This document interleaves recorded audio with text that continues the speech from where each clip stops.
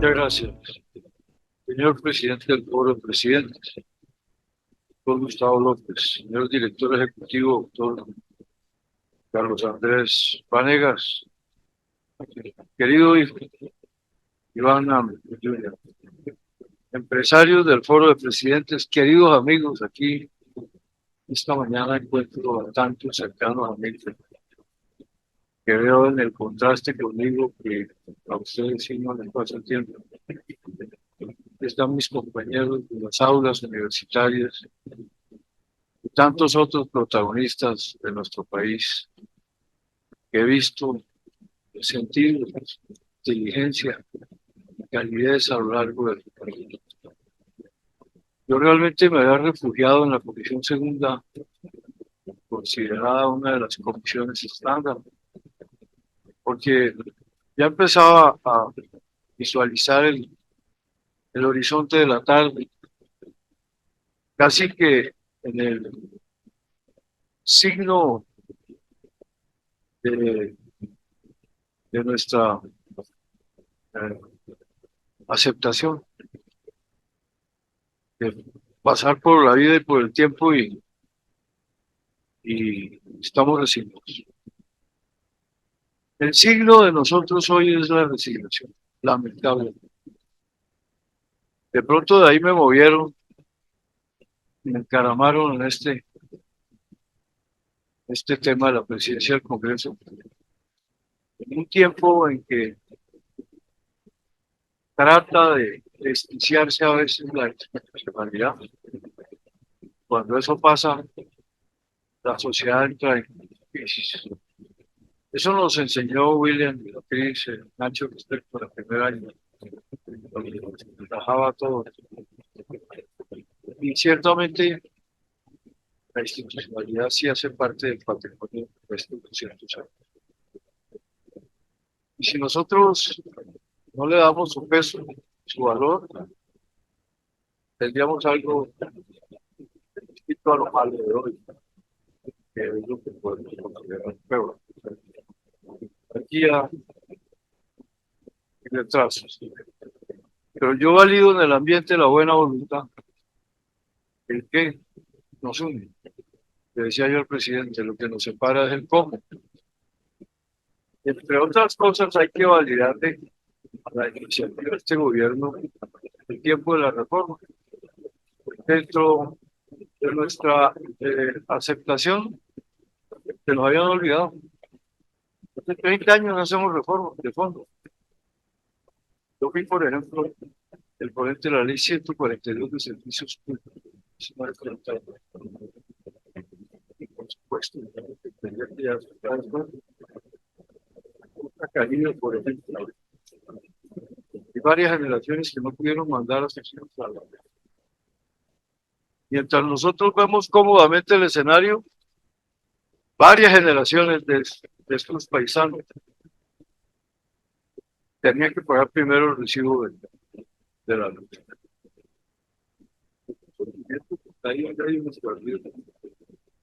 También nos volvimos indiferentes. Saludo a mi sobrina, a mi sobrina. Cómo me honran hoy los líderes, presidente, tocando a mi familia en medio de usted y a mi hijo en la mesa.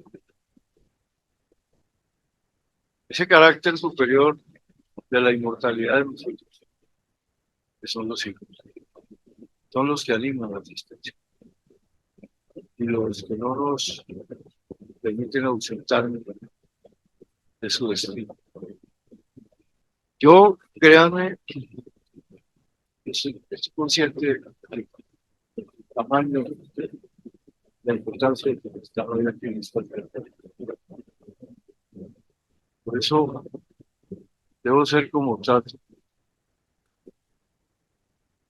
de cuidadoso, pero no por ello menos drástico.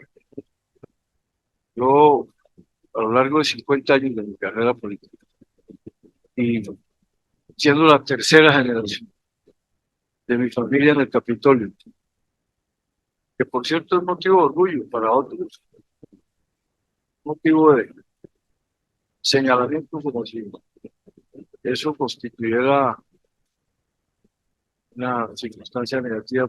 Para nosotros es la positiva.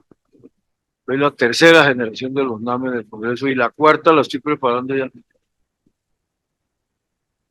Por ello sentimos un compromiso, pero también una responsabilidad. Señor Petro recibió un país que hemos hecho nosotros con él. Petro ahora no es el causante del país que tenemos. ¿Y saben qué? Que nosotros tampoco. Ni Uribe, ni Santos, ni Duque, para poder descifrar las claves del porvenir, tenemos que entender dónde está ubicada la razón y el origen de nuestra tragedia. Nosotros somos un país dramáticamente ubicado en una ecuación de atraso, de pobreza, por ejemplo. Si ustedes miran América Latina, nosotros somos el país más en el contexto del mundo, considerado también. Hay sociólogos que nos han querido dar carácter biológico de la violencia, pero por supuesto que la inteligencia básica y mínima, tenemos que rechazar ese descubrimiento de los genios de la sociología. Lo que pasa es que ciertamente son violentas las instituciones. Este país que hemos construido, que hemos heredado y que hemos construido y que no hemos sido capaces de sacar del laberinto, porque tampoco hay líderes históricos, sino coyunturales. Todos enfrentando la guerra y ninguno sus causas. Porque también nos ha faltado nivel de entendimiento para ser capaces de recomponer nuestra vida. Yo creo que hemos tenido mucho Bolívar y poco Santander. Hemos cultivado la historia, Beatriz, sobre la base de los bronces de Simón Bolívar. Y esa es parte de nuestra equivocación. El otro día estuve con el presidente, no porque me hubiera invitado muy fraternalmente, sino porque me tocaba como presidente del legislativo, pero a su lado reafirmando la institución que represento.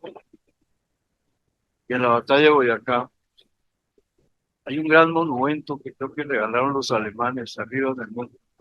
Y abajo, Simón Bolívar, con la espada señalando el dedo gordo del pie, y el real comandante de la batalla de Boyacá no tiene un broncecito, ni un bustico, ni una plaquita. La batalla de Boyacá la comandó Francisco de Paula Santander. Simón Bolívar estaba atrás del túnel y Anzoátegui por los lados. Yo no creo que a estas alturas del siglo vayamos ahora a dejar de pensar en la importancia del Libertador. Pero les voy a decir algo retrógrado, podrán decir algo. Es hora de pensar dónde nos equivocamos el día en que el sentido napoleónico de Bolívar en sus últimos 5 años triunfó sobre el modelo federal que predicó Santander. Nosotros tenemos la misma edad de los norteamericanos y ellos son la primera nación del mundo y nosotros estamos dentro de la cultura. Yo sé que muchos de ustedes dirán, no señor, no aceptamos su acusación de que estamos dentro de las últimas. Claro que estamos dentro de las últimas. Nosotros somos el país guerrero de la humanidad y de la tierra y de todo el continente y los demás continentes. Llevamos 45, no me va a corregir el tuyo. 45 guerras generales y hoy tenemos como 7 al tiempo. Hemos caminado hacia adelante. Realmente nuestro problema es el modelo geopolítico. Y como sé, doctor Gustavo, que uno de los temas que más influyen sus señorías Hago énfasis en que el problema ya no es de hablar de descentralización. Señor Núñez, que vivió apasionado por doña Soledad Román, bajo el golpe de las olas en el Caribe se inventó la descentralización. La centralización. Pasaron las décadas y se invirtió la fórmula de Núñez en el Cabrero, una gran centralización administrativa, una gran descentralización política, que le dijimos a los gobernadores y a los alcaldes. ¿Para qué? Para nada, porque aquí un gobernador, un alcalde para una placahuella tiene que venir a hacerle fila a un funcionario de tercera en la institución. Ahí está. Lo acentuó seguramente la falacia de esa fórmula del 86, pero es fundacional nuestra equivocación, porque nosotros tenemos desquiciado el concepto de territorio, nación y Estado. Usted lo recuerda, Will. ¿O qué hay en Arauca? En Arauca lo que hay es un Estado, territorio o departamento abandonado, el que rige un ejército terrorista. Ese es el tipo de país que creemos que tenemos. No tenemos un país donde se conjugue una lógica de elementos sustanciales, territorio, nación y Estado. Por eso, ya hoy es muy tarde para que pensemos en el federalismo de legislaciones autónomas, de estados libres entre sí, pero confederados. Eso ya hace 200 años se libraron tantas guerras, incluso la primera guerra de nuestra primera república, que le llamaron Boba, fue por, fue por el concepto de federalismo y centralismo. Hoy, mientras caminamos hacia la tarde, todos, aunque los veo muy jóvenes, muy bien conservados, pocos sobregiros permiten tener. En cambio, yo a los 27 bancos que me hicieron el primer desayuno después de presidente, después de haber sido elegido presidente, contra todos los factores, se unieron dos gobiernos, el de Líbano y el de Nariño, y vean ustedes que no me pudieron derrotar. Aquí me tienen. Yo les dije a los bancos, yo he venido para piadosamente pedirles que la mitad de ustedes me refinancien las deudas que tengo. Pero nosotros preferimos tener problemas con los bancos y no con los jueces. La aprendí desde temprana edad. Tal vez por eso también me he envejecido más rápido. Es que en esa perspectiva todavía tenemos una obligación al estar vivo, que es soñar. Solo no pueden hacerlo, y no es una frase sino que como en la canción mexicana o el bolero, no sé, la renunciación es el comienzo del fin. Creo que no puede haber renunciación, ni en nuestro retiro. Por eso yo diría que, como lo pedí en el Senado en una noche extraña, dejemos una muestra, un gesto, el camino a retiro. Nosotros y nuestras reformas no haremos nunca una transformación de Colombia. Estos son retazos en la salud, en lo laboral, en lo que fuere. Si no cambiamos el modelo geopolítico, que es el causante del atraso, de la pobreza y de la guerra. Estamos sentándonos otra vez con un grupo terrorista, pero válido por la para, y celebro lo que logramos. Ahora se han encargado muchos de devaluar lo que logramos con los fuertes. No, Ese sustrato es de lo poco que tenemos para mostrar. Ahora la moda es el ELN, cuyo negocio es la guerra. Pero nada nos va a llevar a la paz si no vamos a los orígenes. El artículo 28 que instalamos en el Congreso, que se llama regiones autonómicas, lo consideramos una sugerencia válida para salir de la vereda. Nada de descentralización. Es una falacia. Es imposible lograrla cuando han pasado 2 siglos. Tenemos que pensar en las autonomías, en una reformulación de los elementos sustanciales. Y eso ya existe y está aprobado. España, Portugal, Francia, Italia, son modelos de autonomía. Ya no podemos ir al rampante federalismo, a inventarnos la pena de muerte en un estado y en el otro no. El consumo de la marihuana en un estado y en el otro sí, o no. Ese dominó o ajedrez que tienen hoy los Estados Confederados norteamericanos, ese modelo ya no puede ser entonces. Mientras Bolívar y Santander peleaban entre sí, se odiaron, se mandaron a matar.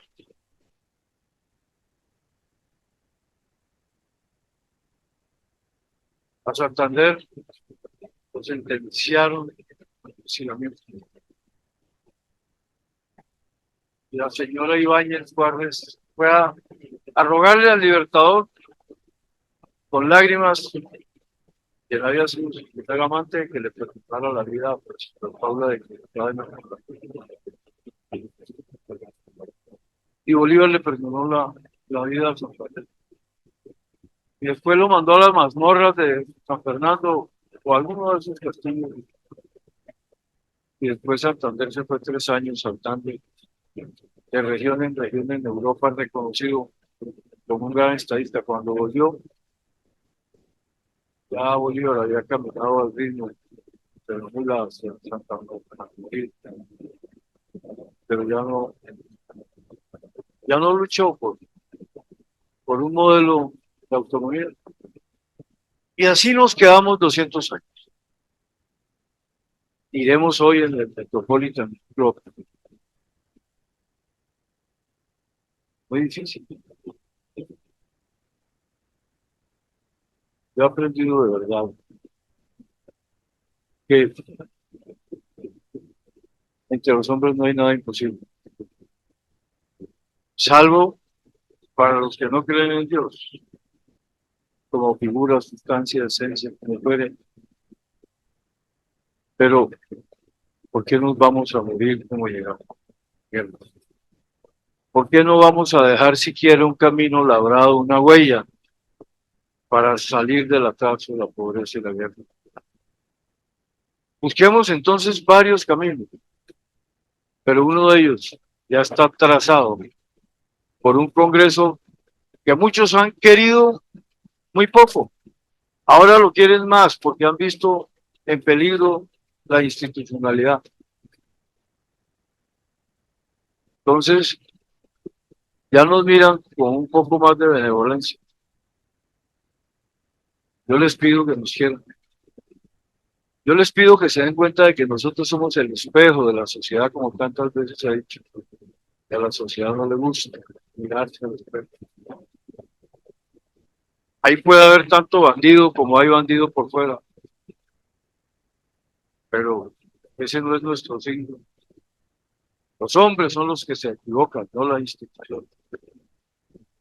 Por eso, eh, ataque, la dignidad del Senado es intocable.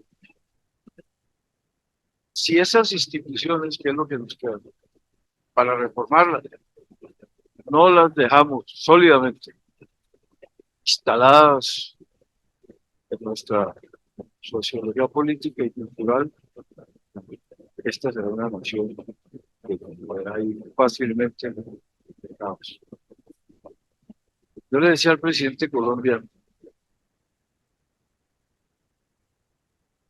¿Cuántos hemos tenido? Presidente, no citemos, no convoquemos a la gente a las calles, porque en cualquier calle bloqueada, una chispa, un muerto, y entramos en una guerra civil.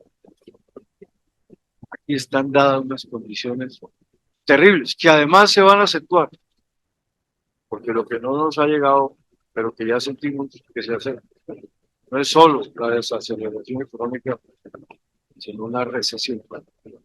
Si no conjuramos los factores para que el golpe de estas tormentas no sea tan fatal.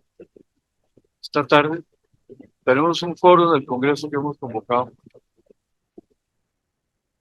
Me han dicho que han confirmado una serie de protagonistas que hasta ahora yo no he visto juntos. Va a terminar siendo una cumbre si es verdad que van todos, que al final siempre cancelan algún. Es la convocatoria a las voces dispersas para ver si nos ponemos de acuerdo. Porque también tenemos derecho a ser líderes, especialmente cuando podemos estar tan cerca de un abismo. De tal manera que en esta oportunidad, esta mañana, encuentro fervorosamente en el afecto a tantos amigos que hoy me he conmovido. Tantos presidentes. Y sí, lo podemos decir entre todos presidentes. Y lo son.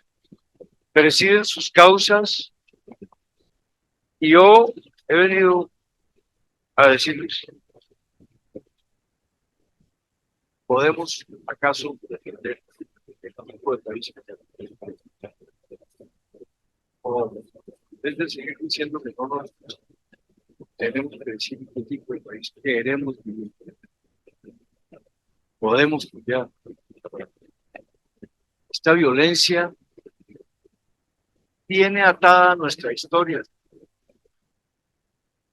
Por eso la necesidad de que veamos que en este tiempo de reformas que necesitamos, las hagamos con equilibrio, las podamos convenir. Esto no es que nos llegue un gobierno y nos proponga unos caminos. Que esos sean los que seguiremos. Vamos a analizar esas propuestas y ojalá podamos sacar la reforma. Pero por ahí la revista Semana me tituló perversamente en una entrevista. Así no se debe encontrar la preferencia del público, titulando equivocadamente los contenidos para una línea editorial. Se hace daño a sí mismo, se hace daño hacia afuera, fuera de contexto, pero sí, textualmente, las claves para que no haya reforma es la soberbia y la imposición. Pero si entre todos estamos dispuestos a convencer o a ser convencidos, vamos a hacerlo. ¿Cuáles?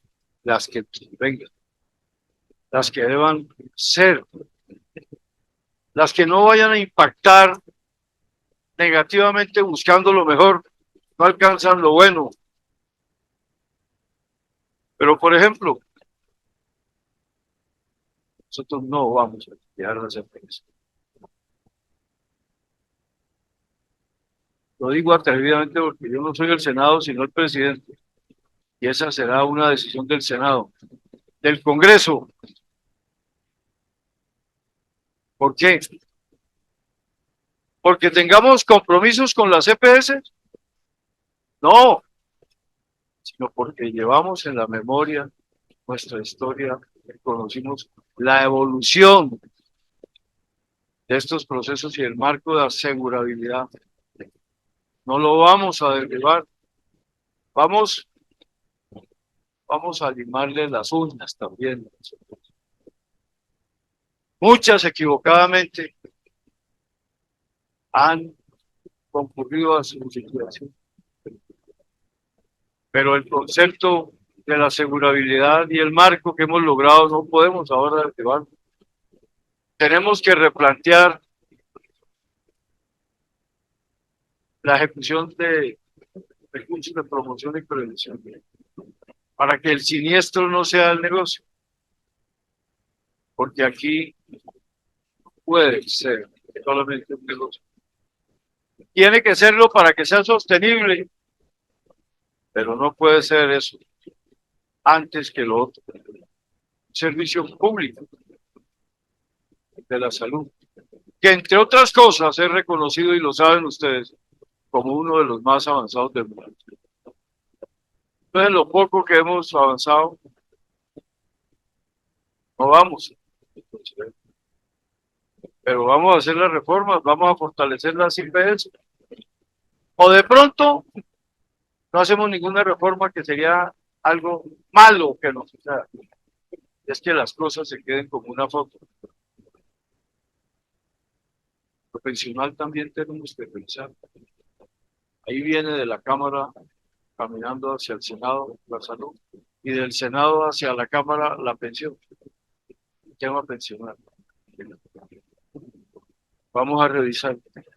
Pero ante todo necesitamos revisar nuestro vocabulario. No podemos considerar al empresariado enemigo.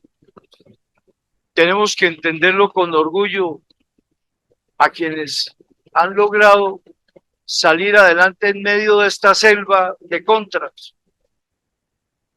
Nuestro Estado, nuestra concepción de Estado, especialmente en los últimos 40 años, ha sido un modelo neoliberal equivocado. Y los últimos gobiernos de las últimas 3 o 4 décadas recentralizaron al país. Lo volvieron todavía más centralista. Aquí hubo tiempos que varios de los que estamos recordaremos. Carlos Lleras en el 68 hizo la institucionalidad del sector agrario principalmente, y tuvimos un Cobra, tuvimos un Derena, Mar, y después llegaron mentes jóvenes que liquidaron toda la institucionalidad agraria. Yo le decía al presidente, hagamos la revolución agraria, presidente. La revolución se hace creando instituciones, no liquidando. No pudimos convencer estos años a los gobiernos que había que reinstitucionalizar el sector agrario, porque el riego no lo pueden hacer los campesinos pobres, son inversiones en hidráulica que tiene que hacer el Estado. También decía en esa ocasión, en esa charla, el problema agrario, antes que de la tierra, es un problema de asociatividad. La asociatividad, que parece superflua, no se le puede dejar al hombre del campo para que entre la cerveza y el machete pasen los fines de semana. Tiene el Estado que asumirla, que convocarla, que respaldarla, que promoverla, como lo hiciera el INCOR en algún tiempo. Tiene la tierra. Pero le dimos a Santos facultades extraordinarias para crear una institucionalidad, porque el Congreso en su complejo se deshace de lo que le toca y lo delega, y Santos, que lo dije al presidente Santos hace unas par de semanas, creó 2 pequeños columpios que no sirven para nada, la Agencia de Tierras y la Agencia de Desarrollo Rural aisladamente, de tal manera que hay que volver a crear las instituciones para el agro, para sostener precios como lo hacía el IDEMA. Se quebraba el IDEMA, pero no el campesino. Pero hemos caminado hacia atrás. Necesitamos un nuevo modelo agrario integral, donde podamos avanzar por agencias responsables políticamente de sus tonos, para poder llegar a un nuevo modelo de comercialización directa de parte de las asociaciones. Realmente, Colombia, los carteles más peligrosos están dentro y no por fuera de la ciudad. La comercialización directa de las asociaciones cambia la ecuación para tener precios bajos al consumidor, precios altos al productor. Es posible, pero sin institucionalidad no hemos logrado avanzar. Y el escenario de la guerra cada día es más atrasado. Pero bueno, ya para terminar, yo quiero agradecer mucho esta invitación. Ustedes tienen un menú de posibilidades con técnicos o con estadistas que escuchar. Yo no soy ni lo uno ni lo otro. Soy un senador raso que le ha dedicado su vida a esto. Desde jovencito entraba en los arrozales del Huila, con la bota pantanera, y el fervor del Incora, de unas cooperativas que me entregaron siendo muy joven, de tan aprendizaje. Démosle a este loco las centrales agrarias para que las terminen de acabar. Eran tiempos de ministro de la talla de Vallejo, superhombres del pensamiento, pero que nunca lograron conmover las instituciones porque no encontraron el origen. Esta ha sido una uso que entre todos debemos comprender y entender. Si no removemos el modelo geopolítico, estamos condenados no a los 100 años de García, sino a 200 años más de guerras, porque está el origen de la guerra, la ausencia del Estado. Y la ausencia del Estado produce atraso, y el atraso pobreza, y la pobreza la guerra, en un círculo interminable. Ustedes que son hombres avanzados, lean el momento de nuestra historia y verán que se empiezan a alzar las voces por todas partes, pidiendo no solo reformas, sino que necesitamos un cambio estructural, no demoliendo lo que tenemos, porque con lo que tenemos es que debemos hacerlo, solo reajustando nuestro reloj de la historia a nuestro modelo de Estado y de gobierno. No es tan difícil ponernos de acuerdo y entender que lo que tenemos no es sostenible. Lo que tenemos no es sostenible. Porque sus factores no generan prosperidad, sino atraso. Entonces, aquí en el Metropolitan me siento un contento, sinceramente, de esta invitación, de dejar este tema como ya ustedes lo tienen, para que lo discutamos. A las 2 semanas que el Congreso aprobare el artículo 28 de regiones autonómicas, que es un canto a la bandera hasta que no lo pongamos, y además, eso fue sin el aval del gobierno, quiero decir. Cuando me bajé el atril y el Senado aprobó a la medianoche, un sector del centro me dijo, vea, tenemos el temor de que este sea de pronto un acuerdo secreto suyo con el presidente para hacernos de acá una revolución, pero ahí votamos, creyendo en usted, las regiones autonómicas. Pero ni el gobierno se dio cuenta de que estábamos votando. Estábamos abriendo la gran ventana para asomar al futuro, entendiendo que las claves del porvenir del hombre y su nación están en ese pasado que llevamos todos, quienes estamos aquí, en el pasado de las mujeres que quisimos, de los hijos que llegaron, de los que no llegaron, de los que nos dejaron, a los que dejamos, de los que nos quisieron, de los que nunca nos quisieron. Un país, una nación, es el recuento igual de lo que hizo que debo hacer la hora antes de ir. Encarecida y fervorosamente le digo, para irnos en paz cuando haya deseo. Hagamos algo para que podemos salir del laberinto. Podemos ser un país en paz, pero no si seguimos caminando con el mismo. Quiero que estén tranquilos. Su Congreso no va a permitir entonces. Ese Congreso del Capitolio y sus columnas va a sostener con el gobierno a la izquierda y el poder judicial a la derecha nuestra democracia, preciada y amada. Para que los himnos tengan seguramente la corrección de algunas estrofas, para que Bolívar no siga solitario en el puente de Boyacá, vamos a poner una estatua de Santander para equilibrar nuestra propia memoria y para emitir un mensaje que debe ser la corrección de nuestra historia hacia adelante, que algún día podamos desde arriba mirar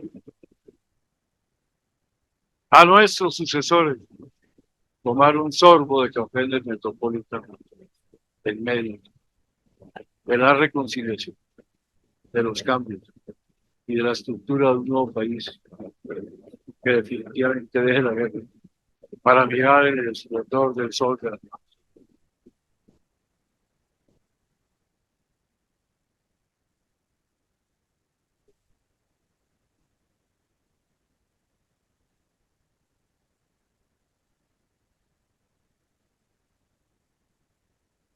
Sí. Doctor Name, qué mensaje más inspirador, pero sobre todo que convoca a la esperanza. Yo solamente quiero hacer un pequeño resumen de algunas cosas que usted ha dicho y le voy a pedir a la audiencia que nos acompaña que vayan preparando sus preguntas. Vamos a tener una pregunta inicial de nuestra comunidad empresarial. Yo uso la palabra, doctor Name, de soñar. Si alguien sueña, son los empresarios. Usó la palabra no renunciar. Si alguien no renuncia, somos los empresarios. Habló usted de tener un gesto en el camino a recorrer. Claramente, el empresariado hace un gesto permanente en el camino para dejar huella. Tema que también usted usó. No podemos morirnos sin dejar huella. Doctor Name, usted inspira a la comunidad empresarial que yo hoy represento, al empresariado, al país, y usó la palabra muy linda de quieran el Congreso. Y también recordó la importancia del Congreso hoy en los temas de país. Claro que no solamente los queremos, los apoyamos. Y esta comunidad en particular, creo que no me equivoco, todos al unísono vamos a estar ahí para apoyar. Claro que hay temas que nos preocupan, doctor Nam. Nos preocupa la desaceleración económica. Eso es un tema muy grave. Habla usted de recesión, nos preocupa la institucionalidad, la democracia, la propiedad privada. Y uno de los temas más preocupantes es la narrativa que se está usando contra el empresariado colombiano. No está hoy el doctor Nicolás, pero quienes lo conocen saben que ha dicho mil veces que este tejido empresarial de este país, doctor Nami, está compuesto por pequeñas y medianas empresas, más del 90%, de uno y dos empleados. Lo ha dicho la doctora Mayhuasca en todos los lados, y seguramente muchos de los que están acá sabrán cómo es nuestro tejido empresarial. Así que no estamos hechos de grandes empresarios como de pretendencia, sino de aquellos como todos nosotros que tenemos que luchar para pagar la nómina, el sobregiro, y si me equivoco me corrige. Así, doctor Name, que usted cuenta con el foro de presidentes, somos una comunidad empresarial no gremial y lo único que nos interesa es aportar y sumar a la construcción de país. Te quiero compartir, doctor Name, que en esta comunidad hacemos muchos ejercicios y los hemos hecho en el pasado, Víctor, de construir y apoyar las iniciativas de gobierno. Lo hicimos en la pandemia con el MINCID, con el MINTIC, y hemos creado una mesa más o menos de política pública. Nosotros no somos políticos, pero sí nos interesa dar los análisis y hacer los análisis en los diferentes temas que tocan a la comunidad empresarial. No podemos estar de espalda a la política pública, pero tampoco el gobierno puede estar de espalda al tengo un mensaje que creo que no viene bien a nadie. Así que si me lo permite, doctor Nome, con mi gratitud y mi felicitación, quiero darle la palabra a uno de nuestros afiliados que ha liderado la mesa de política, que ha trabajado el tema de reforma laboral, y voy alistando. El doctor Lizarralde me levantó la mano hace rato, así que ténganmelo en fila. Vamos a ir pasando el micrófono al término del tema. Por acá está Víctor, yo voy a ir liderando un poco el tema. Abdón, ¿quién me ayuda con la relación de quiénes están? Felipe, te escuchamos. Mil gracias, Gustavo. Buenos días, doctor Nam. Bienvenido. Como usted lo dijo, estamos muy pendientes de lo que está sucediendo en el Congreso y estamos en que predominará la cultura. ¿Sí? Que eso sirva para sobreaguar en los momentos.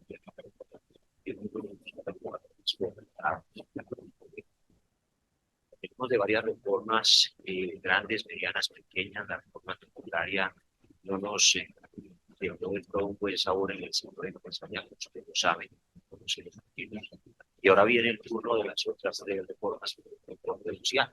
El corte social debe tener un equilibrio, ya para eso la síntesis de lo que hemos visto particularmente en la laboral, que también nos preocupa la de salud, pero también nos preocupa la pensional, porque puede tener un efecto magnífico en el caso muy importante de la lo sabes.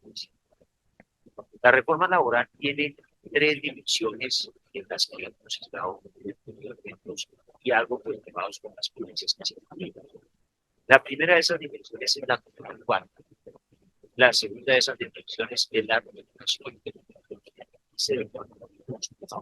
los empresarios. Y la tercera dimensión, posiblemente la que es más grave de todas, es la dimensión de la primera dimensión, que es lo contractual, es un aspecto en donde hemos visto por la inflación que se están ejecutando las condiciones de la suspensión de mercados. Eso es dentro del mundo de las fichas que permiten construir de los empresarios los acuerdos laborales en el país, fundamental para poder fluir con facilidad y particularmente las economías. Piense, por ejemplo, en las economías de las industrias y actividades estacionales, piense, por ejemplo, en el turismo, piense en la producción y así sucesivamente. Luego, poner trabas, limitaciones y complejidades a la sostenibilidad económica para negocios. Otro tema, de manera sonderada, no muy evidente, se ha dejado en la propuesta de reforma, es el tema de la extranjería. Ese es un nódulo que ha hecho metástasis en otras jurisdicciones. Eso es uno de los aspectos que carcomió el tejido empresarial nacional. Pena decirlo de manera tan dura, pero las cosas hay que verlas. Y nosotros sí queremos darles una estabilidad laboral absoluta que se está planteando de una manera muy evidente en la propuesta de reforma. Sería nefasta para nosotros porque nos quita la posibilidad de reorganizar los equipos de trabajo de las empresas, nos quita la posibilidad de maniobrar con facilidad en un momento de crisis, nos quita la posibilidad de generar nuevas unidades de negocio de los emprendimientos, o nos la limita significativamente, y eso solo va a ralentizar la economía. Nos preocupa mucho eso y algunas otras situaciones, digámoslo así, reintegros en lugar de pago de indemnizaciones en circunstancias puntuales que se quieren modificar en el Código Sustantivo. La consecuencia de la ruptura contractual injusta históricamente en el Código Sustantivo ha sido el pago de una indemnización económica al trabajador, porque no se puede o porque no se quiere seguir con el motivo que sea, ese motivo no es caprichoso, sino es operacional por tema de los empresarios no están en el tema de jugar a las empresas y esparcir su ego dentro de ellas y, digamos así, manipular a la gente a su antojo y degradarla. No, los empresarios están en el tema de ser productivos, unir los mejores talentos e impedir que se despida a la gente o exigirles que por regla general se reinstalen ante un despido injusto, limita significativamente toda esa serie de situaciones. Tema número 2, remuneraciones. Tema 1, contractual. Tema número 2, remuneraciones. En el mundo de remuneraciones venimos asumiendo un costo que ya empezó el 16 de julio, que está relacionado con el mayor valor de la hora de trabajo. Para todas las organizaciones que trabajan de manera, digamos así, operativa a través de turnos de trabajo, se incrementó la hora de trabajo en un 14% más o menos. Y eso se traduce en el pago de unos recargos más costosos. Naturalmente hay organizaciones que pueden trabajar con unos umbrales de tiempo más escasos. Pero todo aquel que tiene que pagar una hora extra, un recargo dominical o un recargo nocturno, en este momento es más costoso que hace 2 meses y en lo que hace 3 meses. Y lo será todavía más costoso de aquí a cuando se cierre el ciclo de los 4 años de la ley 2101, que usted conoce suficientemente. Y adicionalmente a eso nos quieren modificar el umbral a partir del momento en que debe comenzarse a contar la jornada nocturna. Es que en Colombia la teníamos a las 6 de la tarde. Sí, eso es cierto, pero los países tienen suficiente ilustración. Los países más generosos en ese tema comienzan a las 9 de la noche y la media mundial está a las 11 de la noche en materia de reconocimiento de recargos nocturnos. Entonces, ¿a dónde nos quieren devolver? Que no sea a las 6 de la tarde, sino a las 7 de la noche, también nos cuesta un dinero. Y también estamos pagando más impuestos. Desde la ley 1607 de 2002, todas las reformas tributarias han incrementado los costos de los empresarios. En materia laboral, la Corte Constitucional ha hecho esa justicia al rango regulatorio de los empresarios. De una reforma de esta naturaleza que impone estos sobrecostos, que extiende la protección, el periodo de descanso por paternidad y que otorga varias otras licencias adicionales, naturalmente socava la capacidad de servir en cantidad de horas económicas alimentarias para los empresarios. Eso es importante, que se han extendido las clases. Es que entre menos se trabaja, se es más productivo. Eso tiene sus más y sus menos. Eso sin un campo de ayudar en materia laboral. Y permítame cerrar con el capítulo de la negociación colectiva. En la negociación colectiva se quieren hacer dos cosas, ¿sí? Que se pueden sintetizar básicamente en la idea de se va a incrementar la competitividad laboral y que se nos va a someter a un escenario donde los acuerdos pueden llegar a ser de oficios, pero los acuerdos laborales para la empresa. No se puede poner al empresario en un escenario absolutamente desequilibrado para resolver los conflictos económicos. Eso es injusto. Así como el Código Sustantivo le ha dado autoridades, poderes y derechos, reconocimientos a los trabajadores, de la misma manera tiene que, digámoslo así, ponerle límites a las actuaciones que pueden ser tendenciosas o maliciosas. Y eso se puede limitar. Esos límites se pueden limitar por la propuesta. Además de que se tienen que llevar a los empresarios maniatados a la negociación política. Y eso no puede ser. Voy a hacer más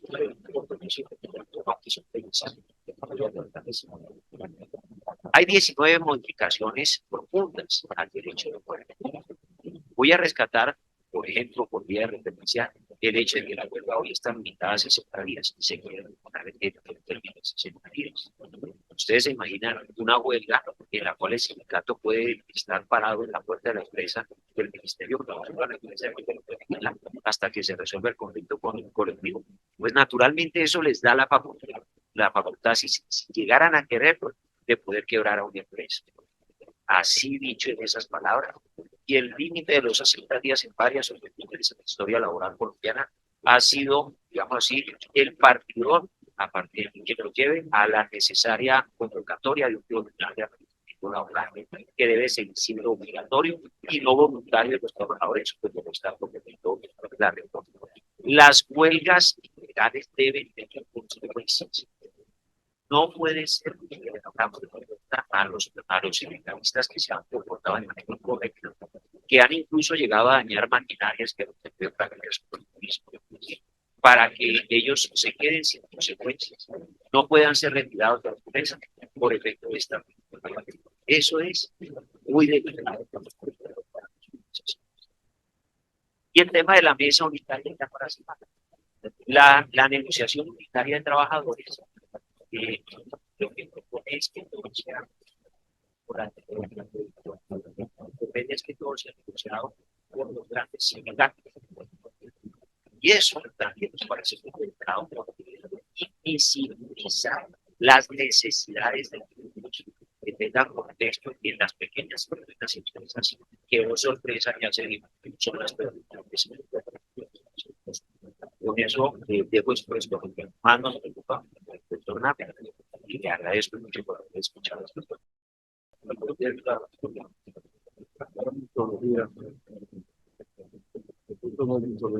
La gran leyenda de Bolívar.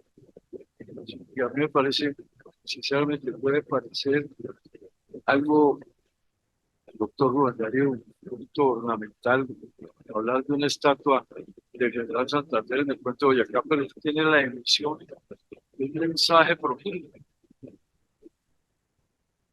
Y creo que Víctor Hugo decía hace un momento que puede que le convenza el tema, pero no la oportunidad para hacer las reformas al modelo político. Y estamos de acuerdo.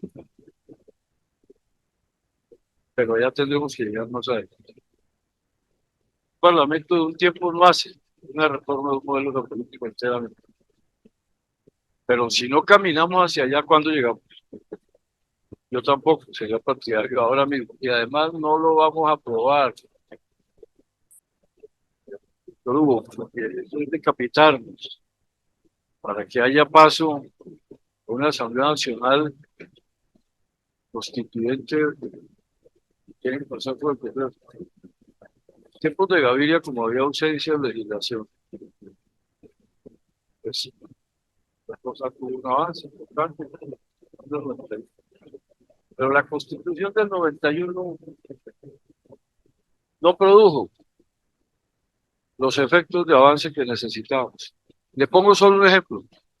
En Colombia, la politización de la justicia y la judicialización de la política está siendo hoy uno de los dramas más abiertos. Porque nosotros prácticamente politizamos la justicia. Y hoy no tenemos realmente el avance que hubiéramos querido. Nosotros, para remover todo un modelo geopolítico, sí vamos a necesitar en algún momento de nuestra historia próxima un instrumento muy grande. Pero no tenemos, digo yo, otra salida, porque mientras tanto vamos a hacer reformas institucionales, pero no estructurales. Y sin una reforma estructural de nuestro modelo fundacional y geopolítico, la prueba es que llevamos 200 años en guerra. Y hoy tenemos más guerra que hace 30. El narcotráfico no es cierto que sea el origen de nuestras guerras. Ha sido la gasolina de la violencia en los últimos 30 años. Pero cuando llegó ya habían guerras, violencia y atrás. Pero bueno, como pueden ustedes darse cuenta, y espero que me perdonen, me he vuelto monotemático, pero eh, son consideraciones inevitables. La reforma laboral habíamos recomendado que no la metieran al tiempo con la salud y con la pensional. Se lo dije, se lo pedí,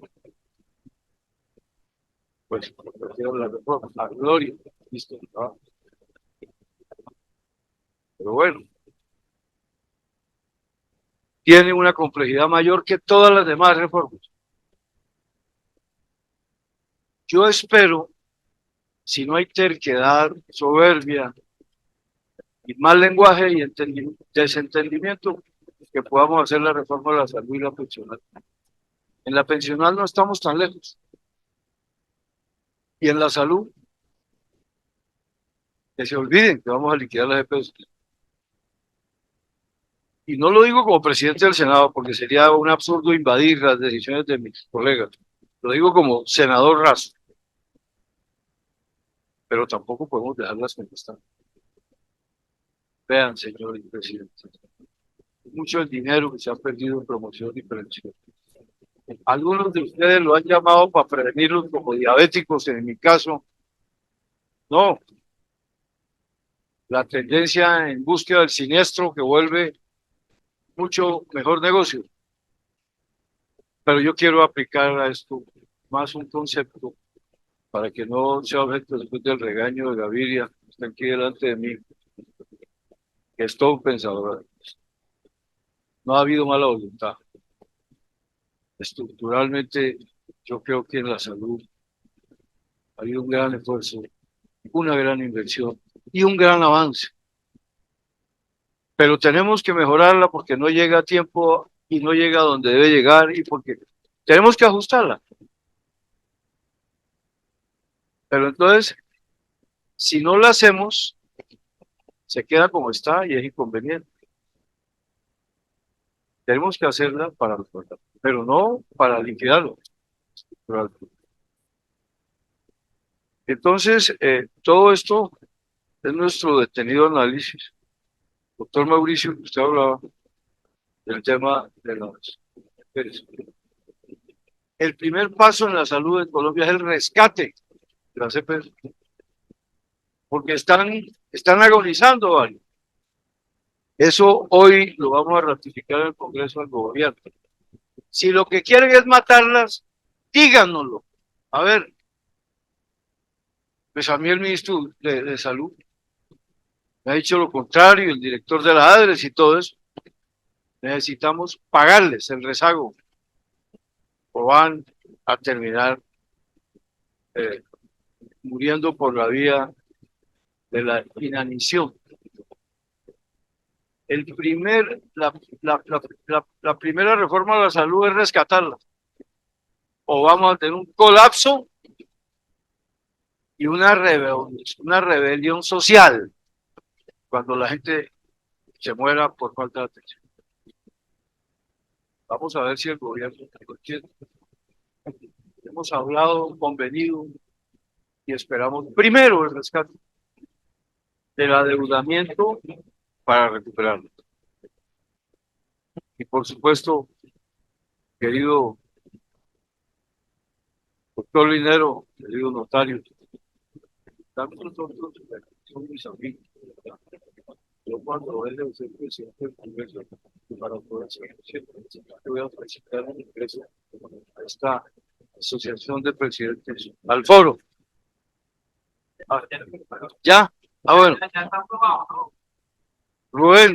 Rubén Darío Lizarralde, que creo que me llevaba, Rubén iba como Rubén iba un año antes, salió una. Ah, como 10 dice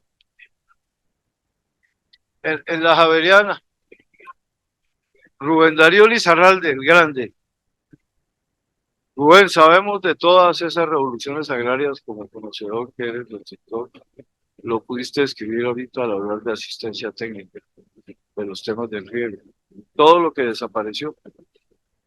Yo he propuesto que creemos agencias. Pero claro, como me decía Uribe una vez, ¿Usted cree que vamos a crear todas esas instituciones y para que estos gobiernos no les llamemos institutos, agencias, con un responsable político cada uno en su componente, el riego, la asistencia técnica, el sostenimiento de los precios, el IDEMA? ¿Pero qué sacamos con crear un IDEMA ahora? Solo un espectro. Necesitamos un modelo de desarrollo integral del sector agrario como política de Estado, continua, permanente. Yo le dije a la ministra de Agricultura, ¿usted cree, ministra, que con estas instituciones que tiene va a ser la revolución agraria? Con las dos agencitas inútiles esas. Fue el viejo recuerdo que quedó de lo que fue el Cora. Hay que estar salones y salones y salones vacíos. Pero ahí hay que decir algo entre nosotros. Dejamos que el modelo neoliberal se revolcara con sus pulgas en el sector agrario particular. Vean, nosotros crecimos en salud, decrecimos en el agro, porque en el agro desmantelamos la institucionalidad total. Esa revolución agraria es para prosperar, no es para buscar más pobreza, sino la riqueza. Pero antes que la tierra, la asociatividad. Y entiendo, Rubén Darío, que en ese modelo, porque hay una asociatividad ante todo, para que con tierra y los elementos de Estado se pueda lograr la prosperidad del sector agrario. Pero yo finalizo eh, diciendo lo siguiente. Yo estoy seguro de darte la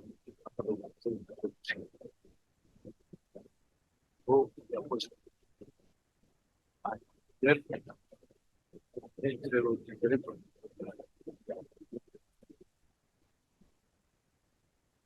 Yo, por ejemplo, no creo que las armas de lucha sean cualesquiera. Me preguntaron en semana que por qué no he mandado exámenes al presidente Colombia. Pues sí hay una proposición y no se ha votado. Hace 3 semanas pudimos entender. No sé mañana qué pasa. Si me toca ponerla en votación, la pongo en votación y me paro para derrotarla. Pero, ¿acaso envileciendo la institucionalidad? Vamos nosotros a acercarnos para convencer o ser convencidos. No, prefiero que busquemos la forma de entender, no de envilecer. Poco a poco podremos transitar estos años en búsqueda de acertar mientras cambiamos, porque ese es un convencimiento. Pero hay una revolución que nos espera, la revolución pacífica, el amor a la patria para que la podamos reencaminar a una nueva forma de vivir como nación. Mientras tanto, estas reformas las estamos tramitando y las queremos hacer. No le tengamos miedo a la reforma. Le tenemos más miedo a quedarnos estáticos en una foto de la historia que tampoco nos quiere, porque podemos mejorar. Me gustaría mucho tener el documento sobre la reforma laboral del foro del presidente. Estoy seguro de que en esa reforma también nos pondremos de acuerdo. O no saldrá. Y de que tengamos la soga en el cuello del presidencialismo, lo he dicho desde el día que me eligieron presidente del Congreso por escaso margen. No nos pende una soga en el cuello del presidente. pues tenemos un compromiso con nosotros, con nuestro tiempo, con el Parlamento, y yo lo he demostrado de la siguiente manera. De nosotros dicen tantas cosas. A Petro le hundimos la reforma política. Yo fui el primero que se paró el mismo día y ese día les dije, vean, señores del gobierno, aquí en el Congreso, la primera vuelta del acto legislativo es por Congreso. Nos veremos en la segunda. ¿Ustedes creen que nosotros, el centro del espectro, yo soy un hombre de centro izquierda? ¿No? Porque les voy a decir algo, porque hay mucho pensador con eso. Mientras el hombre existe en su sociedad habrá izquierda y derecha, centro. Tampoco nos conviene que todo sea un caos. Podemos ser una alternativa y al final no nos debe separar en esos matices la política, sino que tenemos que convenir, coincidir en lo que nos convenga. Pero la reforma política que le hundimos a Petro, se la hundimos a Duque, se la hundimos a Santos, se la hundimos a Uribe, la misma reforma. Le dije, presidente, ¿y sabe a quién le convenía la reforma? Al Parlamento, porque nos eternizábamos con la lista cerrada y con tantas cosas que traían. Vean ustedes que el Parlamento no votó su propia conveniencia, pero eso nadie lo dice, solo registran cuando ponen preso a un senador. El Congreso no es la maldad, es el reflejo de una sociedad.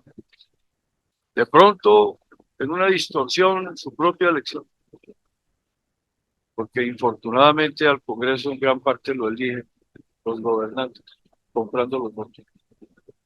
Es que el voto no lo compra solo el mochilero en una esquina de Soledad Atlántica. Lo compra un gobernador cuando se sienta y a su alrededor hay 25 alcaldes y le muestra la chequera negra de la gobernación y asegura por cada alcalde una partida y unos votos. Cuando termina de dar la vuelta, están elegidos muchos senadores de 100.000 y 150.000 votos. Es la perversidad de nuestro modelo, por eso la destrucción. Pero no es la institución, sino que tenemos que corregir esa forma. Y lo haremos. Por eso el Congreso también necesita un reconocimiento. Las reformas políticas de los últimos 20 años eran fórmulas y reformas que le convenían a la perpetuidad del Congreso. No las aprobó. Ustedes se imaginan una lista cerrada donde los que están arriba no hacen nada porque están elegidos y los de abajo menos porque están perdidos. Y sin voto obligatorio, la participación democrática del 25%. Hoy por lo menos nos elige la mitad, pero mañana con eso el 25% la deslegitimación. Entonces, de verdad, de nuevo, para irnos, yo estoy